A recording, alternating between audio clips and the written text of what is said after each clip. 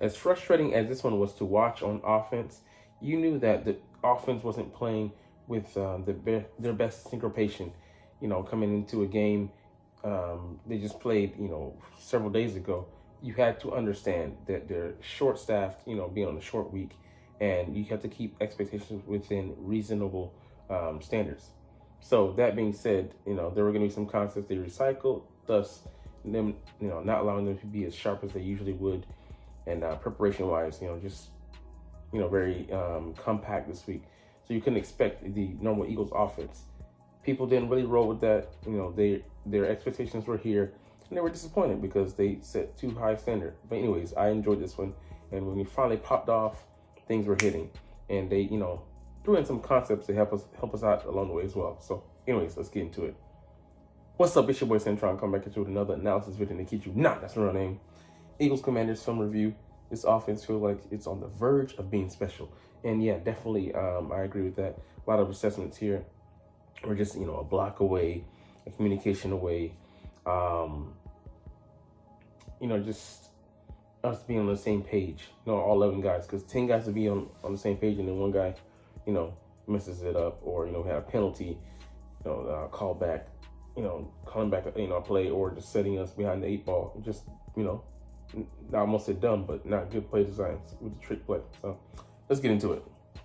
So like I said, there's two assessments that most fans came away with, fair weather fans, non-film junkies, non-coffee drinkers, some might say. Jalen Hurts was bad in this game, and the running game was excellent, which is why the Eagles won. And no, number one, that wasn't a case because, it takes, 11 guys to be successful, like I just said. And number two, it was on the outside runs. Inside runs, we weren't, doing much, and we're pretty unsuccessful because they were just, you'll see simply on the play below that just weren't doing our jobs.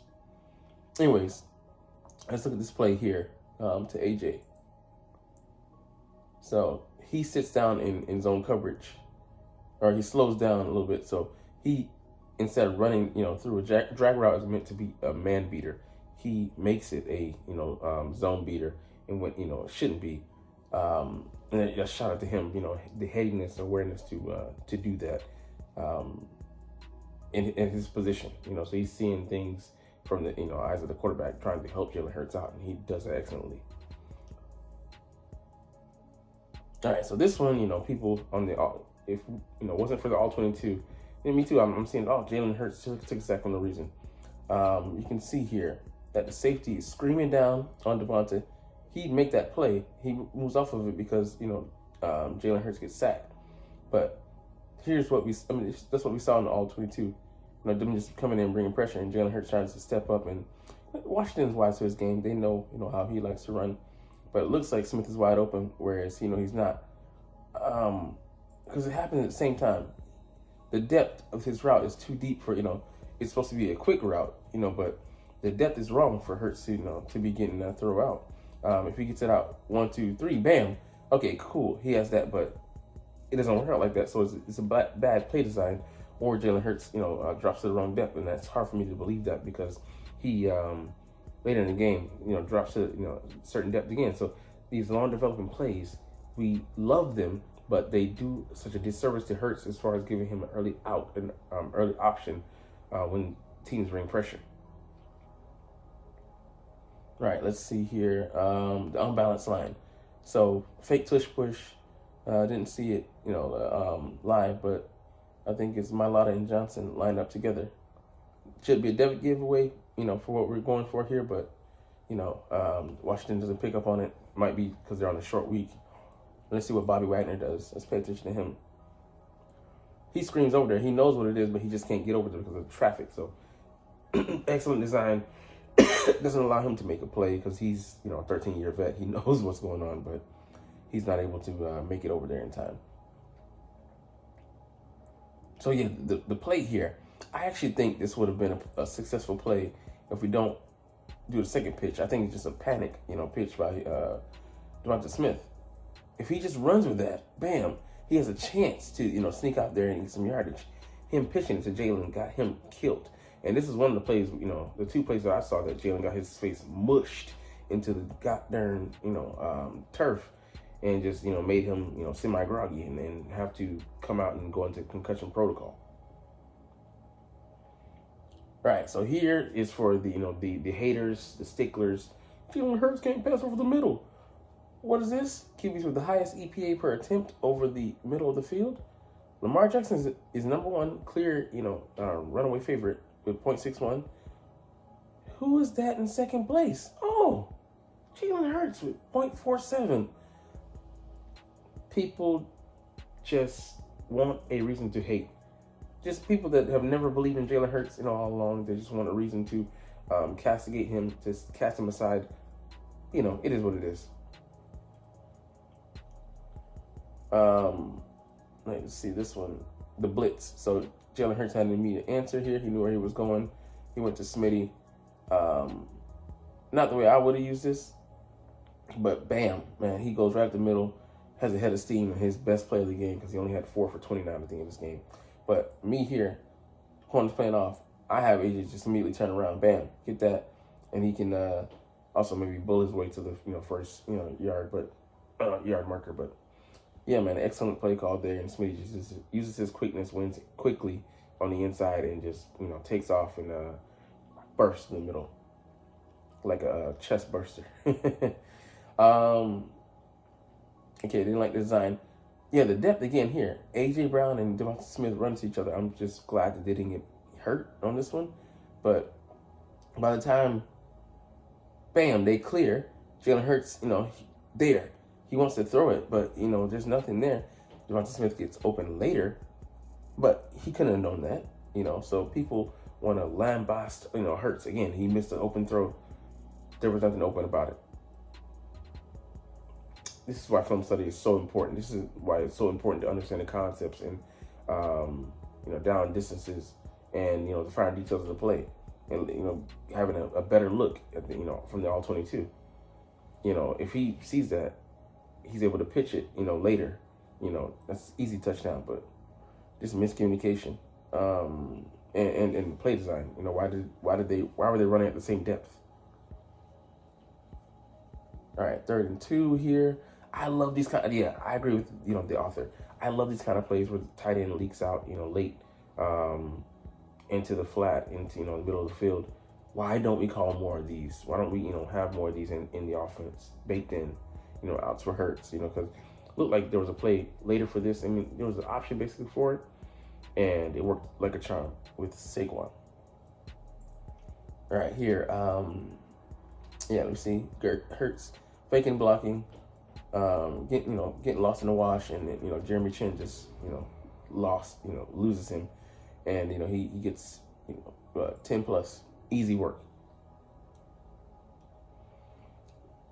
Let's see, 4 verts, and then Saquon is built in where if they bring pressure, he leaks out, and just excellent because on the 4 verts, man coverage, everybody's covering their man. Saquon, they can't get to him. He makes the first guy miss. And then, man, it's off to the races. 5, 10, 15, 20, 25, 30, 35, 38 yards, after the catch. And, man, it's just deadly. Saquon just does it all. Look at it from the view here. Hurts just perfectly. Just lobs that. Makes the first guy miss. And he's off to the races, man. Just beautiful work. Beautiful. All right, this play design here. Hey, man, shout out to Mike Sanders, too. He's an undersized corner. I think the 2nd round pick out of Michigan. Fast guy. Confident in his speed because he just squats here on A.J. Brown.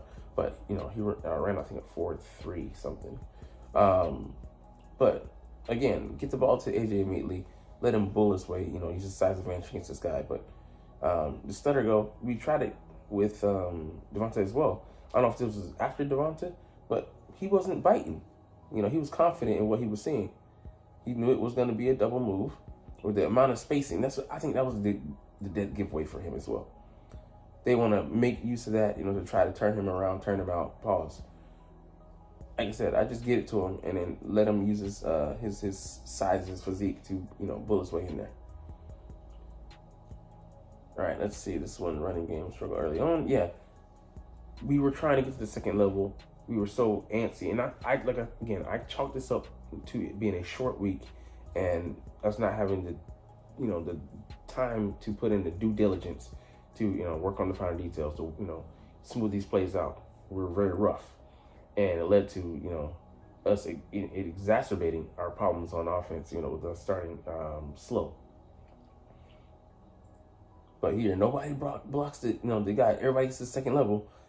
People forget about the first level. You got to block the shit up first. So Saquon has a guy in his face, gets slammed to the turf by no fault of his own. Just because our guys aren't doing, following through with their assignments. All right, and let's see. Secondary, Washington wins again on third down. But yeah, I think this might have been another double move. Yeah, everybody's covered, and Hurts just takes off. Smart play. He waited for somebody to get open. Nobody did. And, going through this progression, nobody open. Just scrambles for it, And then what I love about this, I would have done, he runs him off. Have AJ, again, turn around, get the ball. I wish we had some quick answers like that in our offense. Like, more option routes, for guys like, for AJ. I think Devontae really, does those. And I don't know, maybe a side adjustment there instead of it'll be an option route, but that would have been an excellent answer. All right, this trap play here just worked beautifully. So I love that we called for Gainwell. What I said earlier, I think during the snaps, is that I love that we call some plays to take advantage of the defense and their expectations, but as well as help out our lesser players, because he's not Saquon Barkley. I expect him to do everything that Saquon does. So trap there, bam, he's running behind that. He reads the block perfectly, gets up to to the second level, and just wiggles through. I mean, it's just beautiful play design. But Gainwell follows that to a T, and then with him again in the game, this is crunch. Man, like the guards are going left, the tackles are going right, the center is going right as well. I mean, it's just like bam, and that's why I say they call it wham.